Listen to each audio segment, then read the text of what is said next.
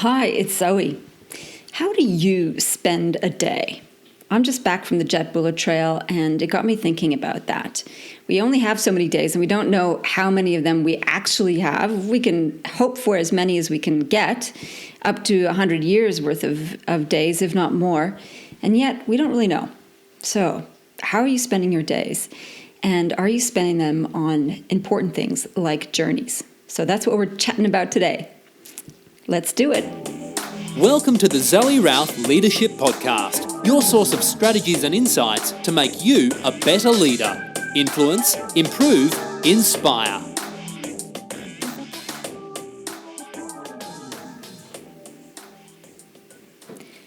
So the Jatbula Trail, it was amazing. It's up in the Northern Territory for those of you not in Australia, and which means it's hot. Damn hot. It's like 34 degrees Celsius during the day. And the Jatbula is at the southern tip of the Kakadu National Park, in its own little national park of its own. And I went with Trek Tours Australia, which is a private company that has public courses that I signed up for. And it was me and 8 other participants and 2 guides on this 64-kilometer odyssey through the remarkable landscape, pretty much pristine. There was not a spot of rubbish anywhere. It was beautifully maintained and just an extraordinary place to travel through. Quite different. So we started off by driving from Darwin south for a few hours, then hopped on a barge that took us across crocodile-infested waters. I love saying that. Not that we saw any crocodiles. And on the other side, we started our trek, and up into the country we went with our 20-kilo packs, hiking through the afternoon to our first campsite, which was by this fantastic, beautiful, cascading waterfall. It was such a contrast, like the land up on the escarpment, which is flat as a tack, also extremely dry and harsh, the land itself. And then you ended up at these little creeks, rivers, waterfalls, which were just abundant and full of lush life. It was really amazing. And everywhere we went was just beautiful. We walked through dry landscapes. We walked through soggy, boggy landscapes. We had monsoonal rainforests. It was just amazing. So that was my week, 6 days up there, and it was a pretty remarkable experience. It was a gift to myself. It was my birthday present to myself to do a big journey like this. I haven't had an adventure just for me for yonks. And so that's what I did. And out of this trip came some reflections, and I want to share some of them with you today. A couple of updates. I've got a webcast coming up, a special experience on Friday the 13th. Woo, scary. I'll put the link in the show notes, which you will find at zoerouth.com/podcast/journey. And there you can register for the webcast. And if you can't make it, it's Friday the 13th, 10 till 11. We will have a replay, so you can catch that on the rebound or the replay afterwards. And I should tell you what it's about. It's 9 critical steps to future-proof your position. I think this is a really important webcast because I'm seeing a lot of leaders, CEOs in particular, getting turned over pretty quick. 34 months, apparently, is the going rate for CEOs, just not even 3 years into tenure and they're out. Why is it so? And is it a good thing or is it not a good thing? I tend to think that it's not, and there are ways to future-proof your position so that you don't get the boot if you're in a position of leadership. And it's an interesting time where boards are becoming so risk-averse that any little hint of not living up to monstrous expectations means you're out on your ear.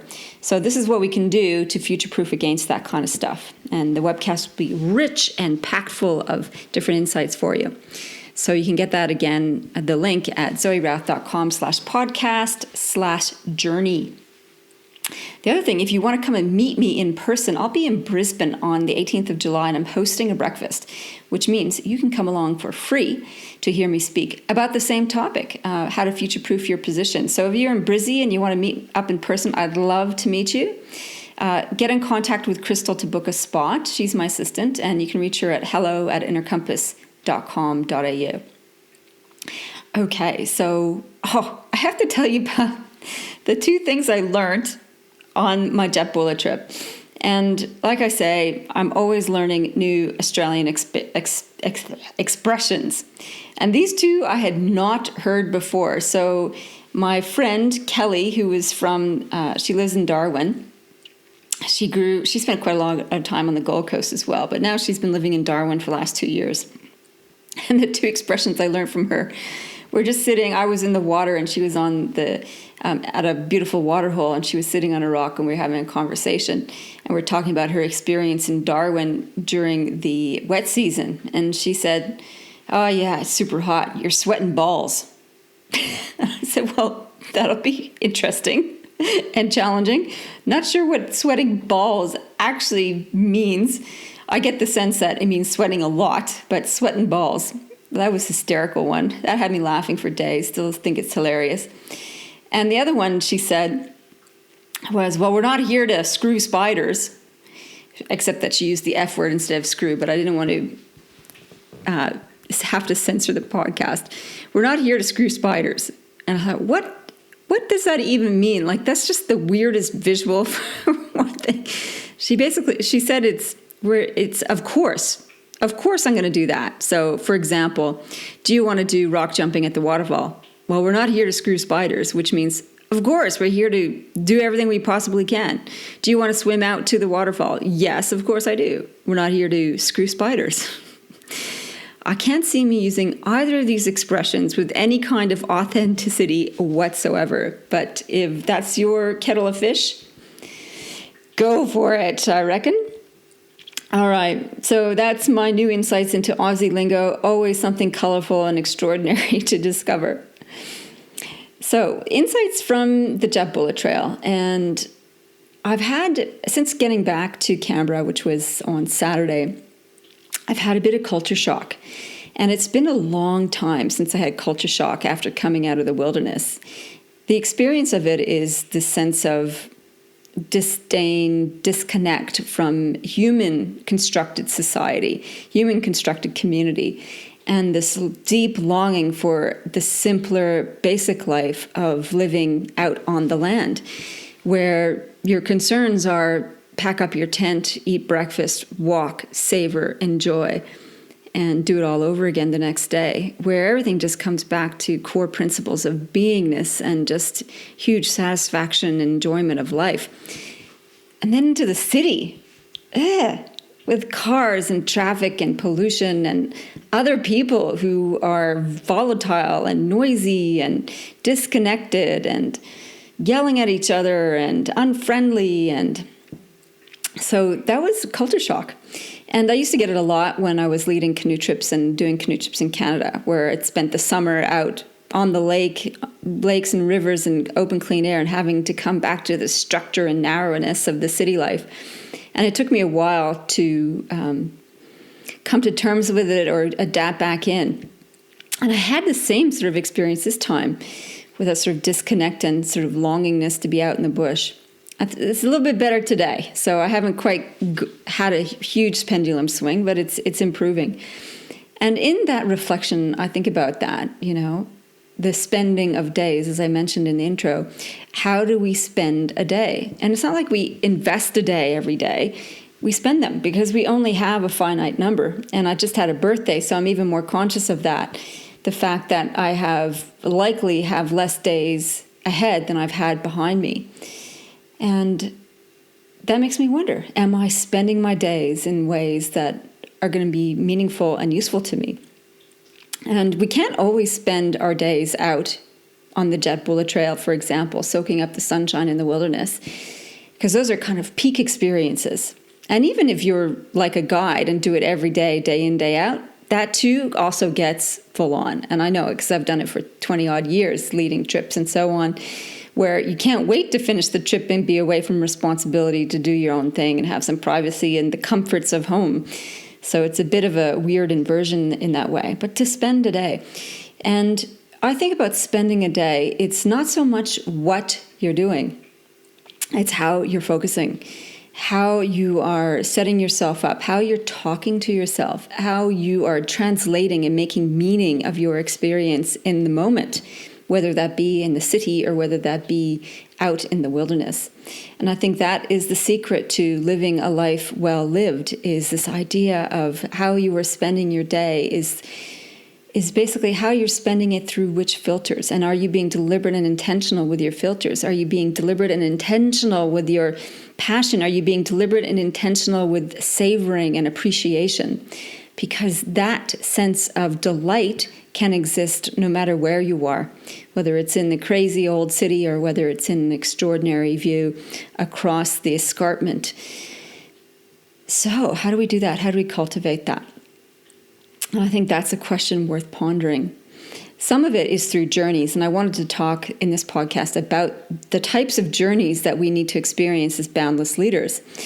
Because boundless leadership is about exploring new horizons. It's not about sitting still. It's about testing what's possible, seeing what's around the corner to cross that horizon. So in the 3 types of journeys as boundless leaders, and in doing this, by the way, in doing these types of journeys, we savor and explore what's possible for us as individuals and what we are capable of contributing to. And one of the pieces of reflection I had out on the Jatbula Trail is that, and we're looking at purpose and the purpose of our individual journeys, there's 3 areas of focus people tend to fall into. Are we focused on contributing to people? So the development of people, support of people, encouragement of people. So I'm thinking a lot of social services, or even my coaching work or leadership development work is definitely all people focused. And there are those of us who focus on development of planet, environmentalism. So the science of looking after this world. Are we focused on that? And the third thing that we can focus our personal journeys on is the focus on place, the built environment, the homes, the buildings, the roads, the services that we create around us, our built environment. And it's interesting, at the intersection of people, planet, and place, we have the support of humanity, habitat, and home. And that, I think, is a really useful way of looking at our boundless leadership purpose. Are we looking to encourage humanity, habitat, or home? And so with that as a master lens, I think, and looking at our sense of purpose and meaning in our world and that sense of appreciation, we look then to, right, how do we expand that? And there are 3 types of journeys that I experienced on the Jatbula Trail. The first one is the physical one. That's an obvious one. You know, being an adventurous, going on physical journeys lights me up. Like, going out into the bush and walking every day for a week is awesome. And I'm already thinking about, okay, what's next for next year? So the physical ones, what they do is they test our physicality. They bring us back into our body, remind us that we have human bodies on this journey that carry us through. So there's the kilometers that we walked.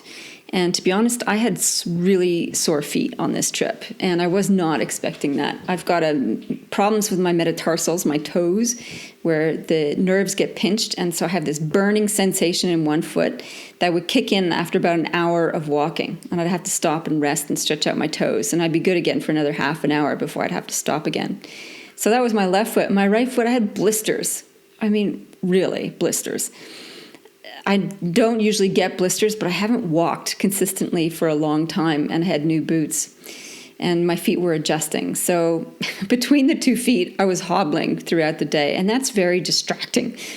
And it's also a good reminder, you know, is that we are limited as boundless leaders by our bodies quite often, and we need to desperately look after them better. And so as I'm thinking about my next wilderness adventure, I'm thinking, I need to prepare my feet a lot better for that. Otherwise, it's so uncomfortable.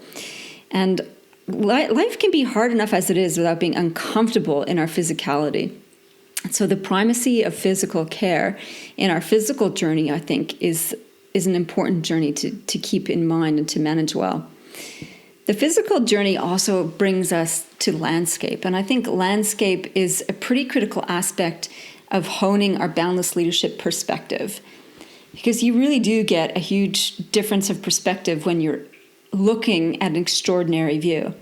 That sense of scale, that sense of how am I connected, what is my purpose, and all of our worries diminish to nothing when we're in view of such astounding beauty and timelessness. One of the water holes had a collapsed, collapsed sandstone, I guess. It had a fault line along this beautiful plateau. And that plateau was used to be an ancient seabed, which is hard to imagine when you're in the dry desert and it feels like hot, hot, hot. And this used to be at the bottom of the sea. But you can see the layers of compressed sand. It's called ripple rock. And after millions and millions and millions of years, it solidified. And then through plate tectonics and shifting, it got pushed up out of the sea. So the sea is no longer on top of it. And what we have is this remarkable landscape. When you're in presence of that, the sense of time just kind of blows your mind. And it helps us to think about our very short blip of a journey and the very short blip of days that we have on this planet. How are we going to best make use of them and best enjoy them?